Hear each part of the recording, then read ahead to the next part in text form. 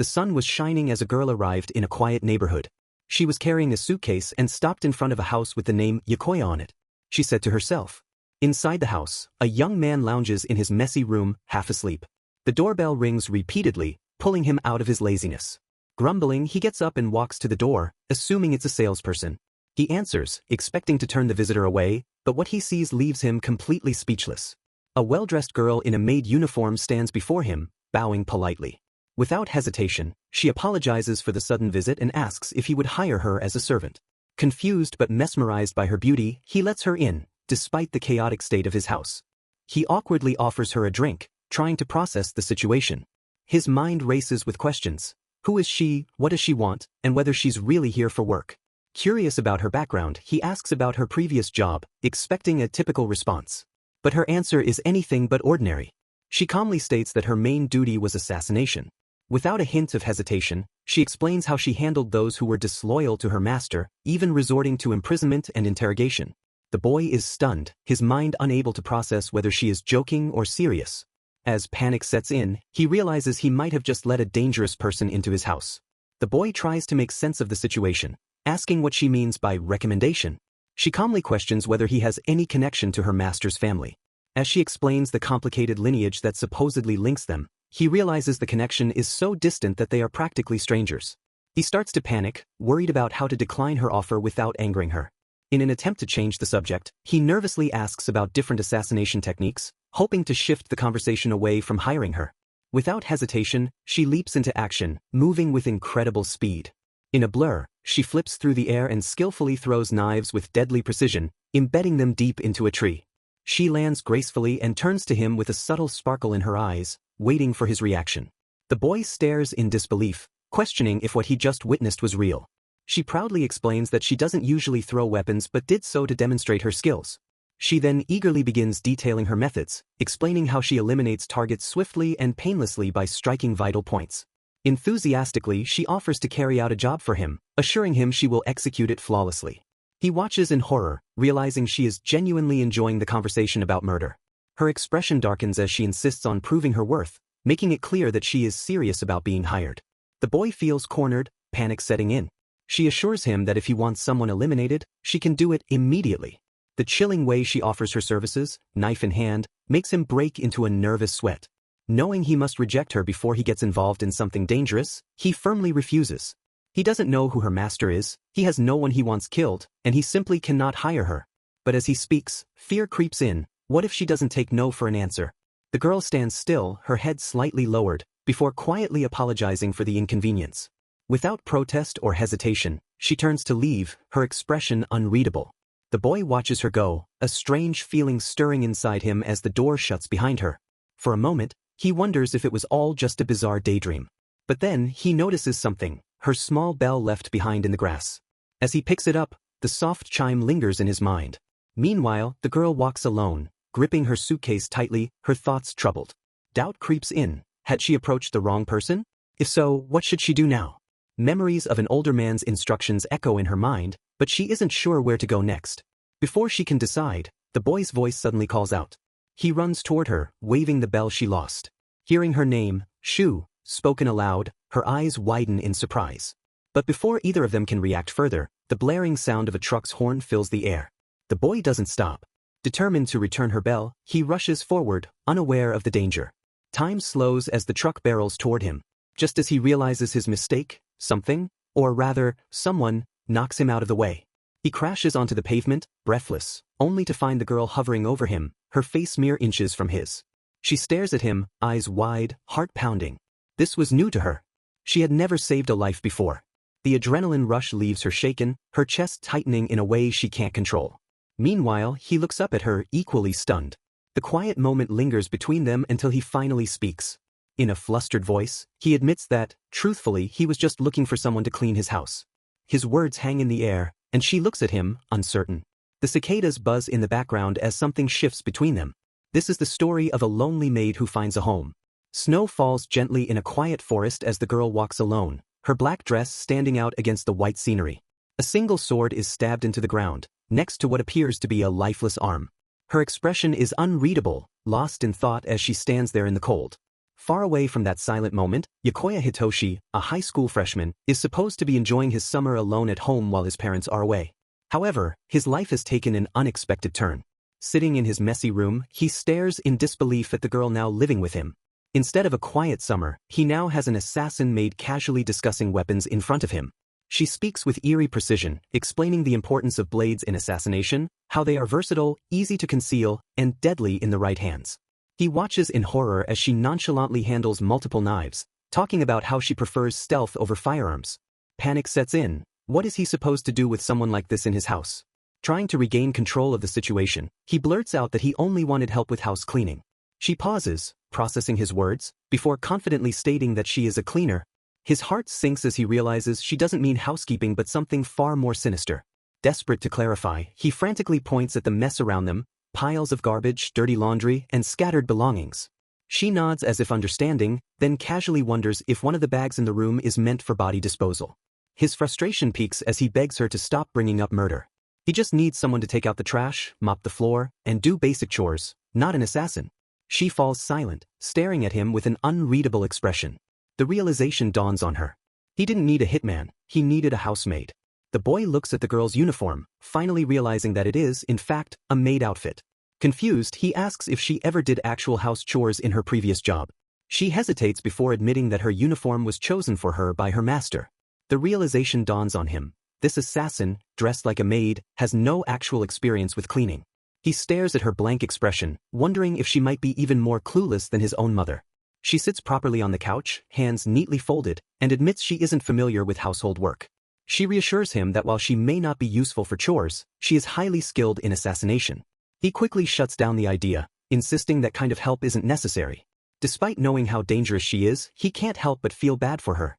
There had to be some reason she ended up at his house. She doesn't seem like a bad person, and she even saved his life.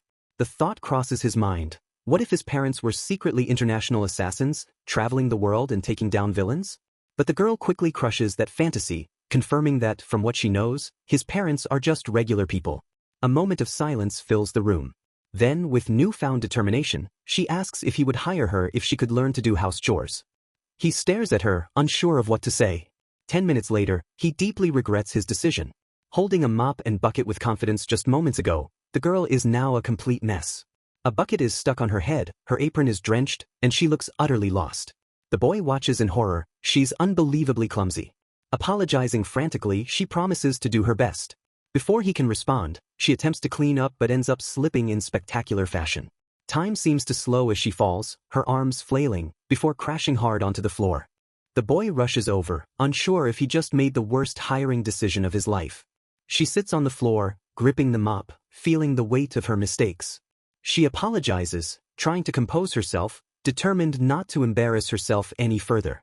But before she can regain her dignity, the bucket on her head falls again, and she stumbles into yet another mess. The boy watches in shock, realizing the harsh truth. She's a complete klutz. He had assumed, given her assassin skills, that she would be able to handle basic cleaning, but he was clearly mistaken. She stands there, soaked and dejected, struggling to maintain her composure. She admits that after making such a mess, she has no right to ask for the job anymore. Her voice is small as she apologizes again, knowing she has failed at something so simple.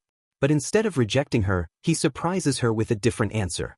He reminds her that he was the one who asked her to do something she had no experience with. Rather than giving up, she could just start learning from now on.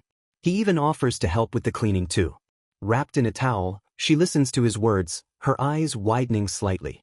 No one had ever told her to simply learn before. Her whole life had been defined by a single purpose, one she had never questioned. As she wipes the water from her hands, memories resurface, harsh words from her past, telling her that she was only meant for assassination, that aside from her talent for killing, she was nothing. But now, standing here, someone was thanking her for something different.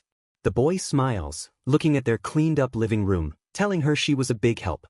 His words feel foreign yet comforting. As she soaks in his kindness, she wonders, maybe, just maybe, she can be something more. Hitoyoshi is in distress, but not because of assassins or any life-threatening danger. The real problem is that just beyond the wall, a beautiful older girl is taking a bath. His mind spirals as he struggles to stay composed, knowing full well that for any guy his age, this situation is overwhelming. He resigns himself to his fate, uncertain of what will happen next. Later, as she emerges from the bath, radiating warmth and composure, he realizes that in this battle between reason and impulse, puberty has lost completely. He is utterly defeated, unable to process his emotions, while she remains oblivious to his turmoil. During a casual conversation, he suddenly asks for her name. She pauses, seemingly caught off guard by the question. Memories resurface, an old voice naming her Chu, like snow, for her pale skin and cold heart. It was never her choice, it was simply given to her, like a title rather than an identity.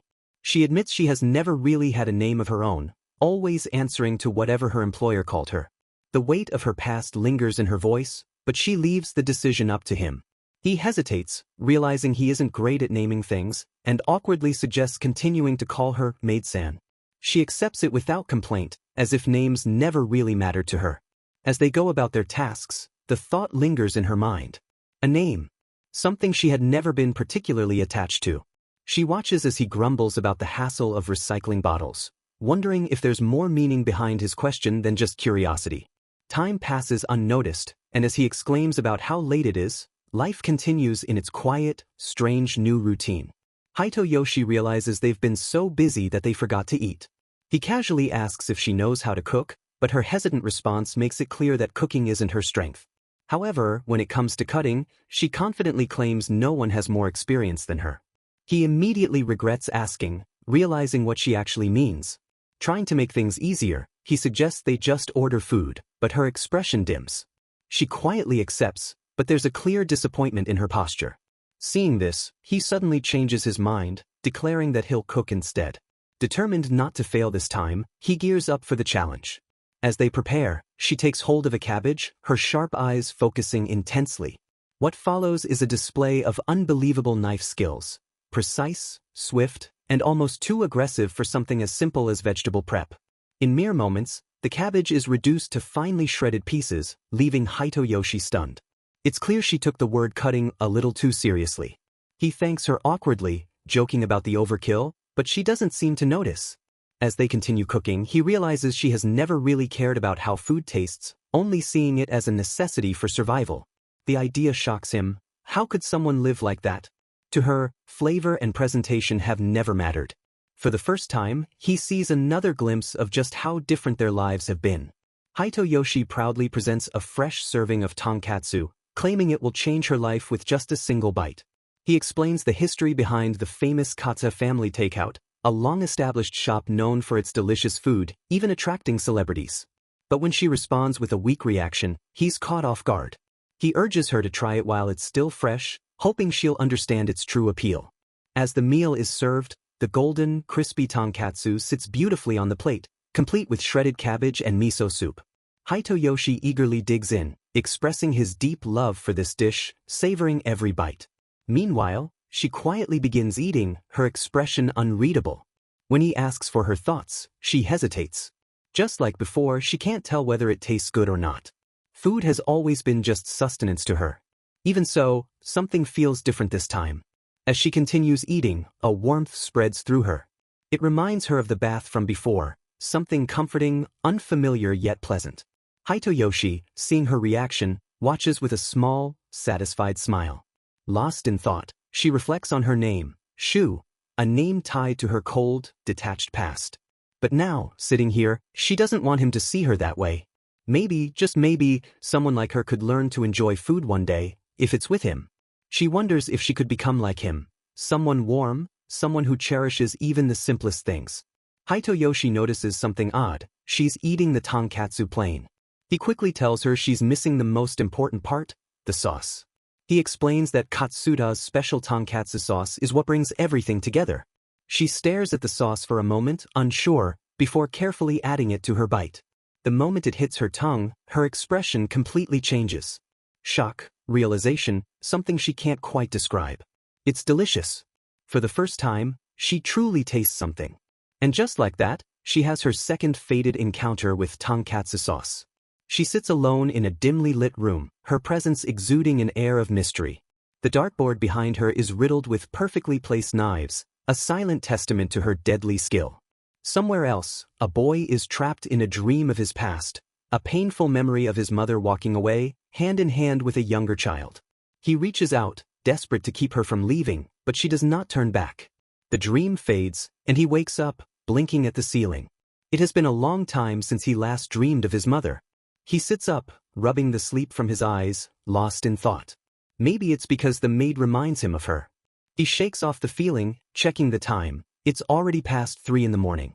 His stomach grumbles, and he decides on a late-night snack. As he heads downstairs, he hears a noise from the kitchen. His mind jumps between possibilities. Could it be thieves? Or maybe the maid is awake as well. Approaching cautiously, he recalls her words about her assassination skills, his nerves making him hesitant to check. Slowly, he peeks into the kitchen, and what he sees makes his breath hitch. A figure stands there in the dim light, long hair flowing, her presence eerily still. His heart pounds as the realization sinks in. Who is she? And why does she feel so familiar? As he cautiously enters the kitchen, he finds the mysterious figure is none other than the maid, casually licking sauce off her finger. The sight throws him off, expecting something far more ominous. Flustered, she quickly apologizes, embarrassed at being caught in such an unsophisticated moment. He assures her it's fine, admitting that seeing her like this actually makes him feel better. She explains that she, too, came down for a midnight snack, though her reasoning is different. If she were to die tomorrow, she'd at least want to taste this sauce one last time. Her words carry an unsettling weight, but she brushes past them with a sudden idea. Moments later, an unusual meal is prepared, an impromptu tonkatsu sauce fondue. While he grabs simple snacks like rice crackers, she absent-mindedly dips chocolate into the sauce, completely lost in her love for its flavor. He can't help but wonder just how much she actually likes it. The conversation shifts as they step outside for some fresh air. She asks if he had a nightmare, revealing that she heard him while passing his room. Her presence, quiet yet watchful, reminds him of a stray cat. She admits she had thought an assassin might have been attacking him, justifying why she had entered. The idea that an actual attack could happen unsettles him, but she simply reminds him to always be careful. He hesitates before asking if she saw him crying. She nods without hesitation, making him turn red with embarrassment. Worse, she calmly states that he had called out for his mother in his sleep. Mortified, he hides his face, overwhelmed by the revelation. As he sits there embarrassed about his nightmare, she quietly admits she had a dream too. But unlike his, hers was about talking to a giant bottle of tonkatsu sauce. It told her that no matter how much she tasted, it would never run out, inviting her to indulge freely. He struggles to comprehend the absurdity of it, but she remains serious, as if the dream held some deeper meaning. She reflects on how her dreams had always been filled with killing or being killed, emotionless and detached. But this was different. For the first time, she had a dream she actually wanted to keep having. Seeing him suffer from nightmares makes her feel a little helpless, unsure if there's anything she can do to comfort him. He brushes it off, saying everyone has nightmares, but admits they make him feel lonely. As a child, he would cry and run to his mother's lap, the only place where he could fall asleep peacefully. She listens quietly, processing his words before making a decision. Without hesitation, she shifts closer and offers her lap to him. The suggestion catches him completely off guard. His mind races, struggling to process the situation. He stammers out protests, insisting that was something from childhood, but she takes his reluctance as a sign of her own inadequacy. Deflated, she assumes she still isn't helpful to him. Seeing her expression, he gives in. As soon as he rests his head on her lap, his thoughts explode in chaos.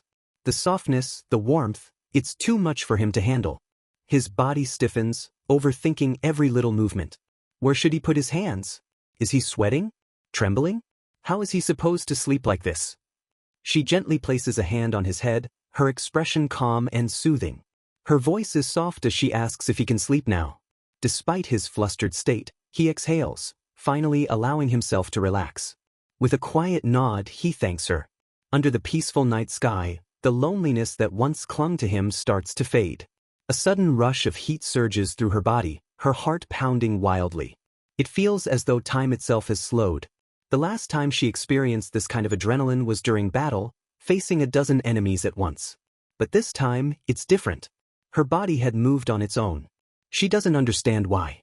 She finds herself kneeling on the ground, her hand reaching out, and before her, Hitoyoshi offers his own.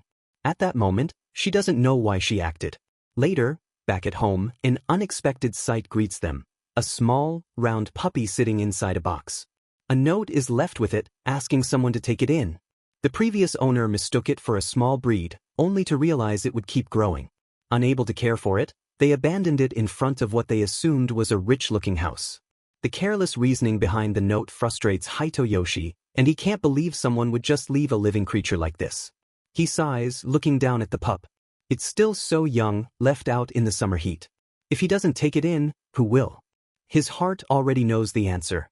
He can't just ignore it. He asks her if she thinks he should take the dog in, but she only watches him in silence. Her mind drifts to the past, memories of survival surfacing. The strong survive, the weak suffer. That was the world she knew. Relying on another's sympathy only leads to suffering. The abandoned puppy has no use to anyone.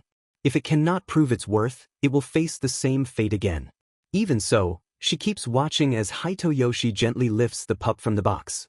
Something about the way he acts, the way he cares, stirs something unfamiliar inside her.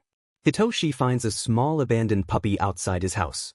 He picks it up, looking at its round, fluffy body while feeling uncertain about what to do. The maid stands beside him, her expression unreadable as she questions whether he is ready to take responsibility for it. She warns him that saving something without a clear reason might bring consequences in the future.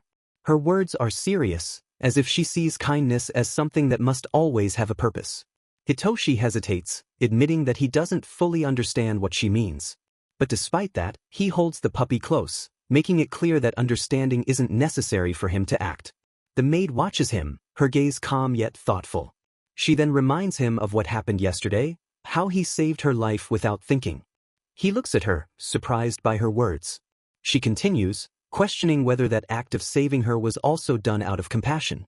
Hitoshi grins, hugging the puppy as he confidently says that acting before thinking when someone can be saved is simply human instinct. Her mind drifts back to that moment, the split second when she moved on her own to push him out of the truck's path. She replays the thought over and over, trying to understand why she acted. Instinct. Human. These words feel strange to her. Her training had never allowed hesitation, yet in that moment, she had not thought about duty or orders. She simply hadn't wanted him to die. Her thoughts linger on that realization as she watches him cradle the small puppy in his arms. He says that, in the end, it doesn't matter how it happened. What matters is that she saved him. His simple, honest reasoning feels completely different from the world she knows. She lowers her gaze slightly, something stirring inside her. She understands what it means to be abandoned. The words slip from her lips almost unconsciously, as if she is not just talking about the puppy, but about herself. Hitoshi, still holding the puppy, shrugs off the heavy conversation with a casual remark about the heat. There's no point in standing outside any longer. They should head back inside, get some iced tea, and throw out the trash. His words are so natural, so unburdened. He treats her as someone who belongs in his home, in his everyday life. He suddenly turns to her with a bright expression, saying that if she's going to keep helping with chores, he wants to learn more about her. His request is simple, almost innocent, yet it makes her pause. She looks at him, realizing something unfamiliar. His words, his kindness, his way of living, it all reaches her too easily. She places a hand on her chest, feeling an unfamiliar tightness, trying to understand why her body reacts this way. Her emotions are tangled in confusion, but deep down, there is a simple thought. If she stays with him, if she lives in this house, maybe one day she will understand it. And so, she follows him inside, stepping toward a life she never imagined for herself. The words of her teacher echo in her mind, the first lessons she was ever given. The world belongs to the strong. The weak have no salvation. There is no peace, no prosperity, only survival. She was told to abandon her sense of self, to erase her emotions, to become irreplaceable. Strength was the only thing that mattered. Failure meant death. And for someone like her, there was only one way to be needed. She remembers it clearly, the brutal training that shaped her. Left alone in a deep forest, surrounded by wild, hungry dogs, she had no choice but to fight. Survival was the only lesson. Now, in the present, the contrast is almost absurd. Instead of wolves, there is a tiny, round puppy waddling across the floor. Hitoshi laughs, playing with the little creature, holding it up like a treasured prize. He asks if she wants to hold it too, but she immediately declines. Her response is firm, but her posture is tense. Hitoshi watches her, noticing the way she keeps her distance. She has been acting strangely ever since they brought the puppy home. He teases her, moving closer, holding up the fluffy animal right in front of her. She stiffens, hesitating, her reaction making him suspicious. A thought crosses his mind. Could it be? He grins, his eyes lighting up with mischief. He asks her directly and she flinches. She tries to deny it, but her voice is weak. Maybe, just a little. He can't believe it. The deadly assassin, the one who moves with such precision and grace, is afraid of dogs. Her fingers twitch slightly as she grips the fabric of her uniform, her embarrassment clear. She tries to convince herself, if it's an order, if Hitoshi wants her to, but her body refuses to obey. Hitoshi panics, quickly telling her not to force herself. If it makes her uncomfortable, she doesn't have to push through it. He asks why she's so afraid. She hesitates before finally giving him an answer. When she was young, she was left in the mountains for training. It wasn't just isolation, she was surrounded by vicious dogs, forced to survive. Hitoshi pictures the scene in his head, a small girl in the wilderness, enduring something unimaginable. He sighs, nodding in understanding. No wonder she's afraid. That kind of experience would leave a lasting fear in anyone. But now, things are different. This isn't a battlefield, and this small creature isn't an enemy. Yet, the instincts drilled into her refuse to fade. She watches the puppy from a distance, feeling a strange unease. The world she grew up in had no place for things like this. But here, in this house, in this life with Hitoshi, she wonders, maybe, just maybe, she can learn something new. Hitoshi holds the puppy, realizing it would be difficult for her to help take care of it. She stiffens at the thought, her mind spiraling, more chores, even more chores. She quietly apologizes, feeling useless. Hitoshi quickly backtracks, panicking as he assures her he wasn't talking about her. He doesn't want to abandon the little guy, so she might have to endure its presence for a while. She listens as he talks about finding someone who might take the puppy in, but something about the idea makes her pause. He's already grown attached. A quiet moment passes before she speaks, surprising even herself. She asks if she may try holding it. Hitoshi hesitates but hands the puppy over. She stiffens, gripping it carefully, her entire body tense. Hitoshi watches as she trembles, eyes completely shut, forcing herself through the fear. He reassures her that she doesn't have to push herself, but she insists she needs a moment to prepare mentally. Her mind distorts the tiny creature in her hands, exaggerating its claws, fangs, and sharp gaze. To her, it's still something dangerous. Hitoshi, on the other hand, only sees a round, soft ball of fluff. She tries to rationalize it, perhaps it's a matter of personal preference. When he compares the puppy to a machi, she hesitates. Her mind tries to process the difference between a terrifying beast and a simple rice cake. Then, suddenly, the puppy moves. A tiny nibble on her hand, barely anything at all. But her body reacts on instinct, her grip tightening. Hitoshi panics, yelling for her not to throw it. Silence. Her breath is shaky as she lowers the puppy back down, realizing she overreacted. She quietly apologizes, frustration flickering in her eyes. Later, they take the puppy for a walk. She sighs, feeling like she's been doing nothing but apologizing since she arrived. Hitoshi simply smiles, saying the fact that she's trying is enough. His kindness is so effortless, so foreign to her. She's never met anyone like him. With each act of kindness, she's reminded of the distance between them. In her world, failure isn't an option. But here, it feels different. Maybe, just maybe, she doesn't have to be perfect to belong. She reflects on her past, the countless times she has failed, the moments she was deemed unnecessary. Before, all she had to do was complete her assigned tasks. Nothing more, nothing less. But now, with Hitoshi, everything feels different. She doesn't understand how to be needed by him, not in the way she's used to. Her past was a constant fight for survival, a brutal game where only the strongest remained. As long as she was capable, it didn't matter who she was, just that she could kill. But here, in this quiet home, her skills feel useless.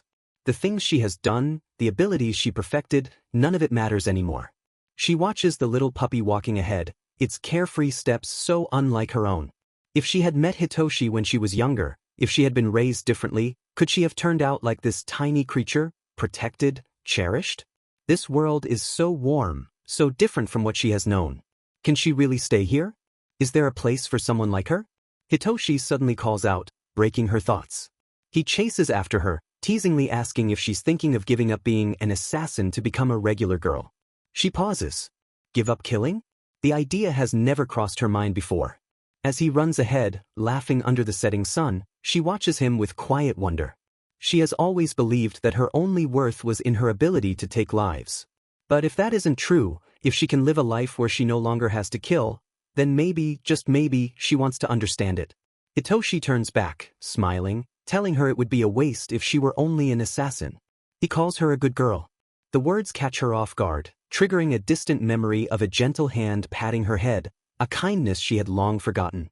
She clutches her chest, her heart uncertain, her voice small but determined. How can she become a regular girl? For the first time, she asks, hoping that Hitoshi has the answer.